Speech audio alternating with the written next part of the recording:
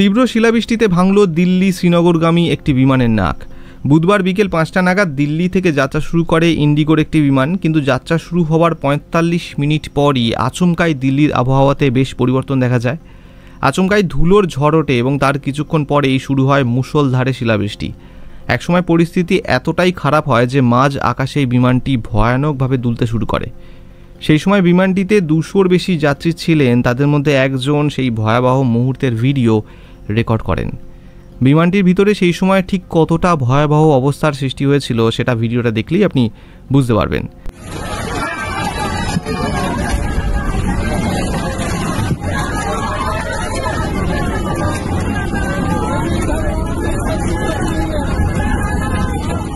শোনা যাচ্ছে নাকি শেষমেশ সন্ধ্যা ৬টা নাগাদ বিমানটি সুরক্ষিতভাবে শ্রীনগর বিমানবন্দরে নামে।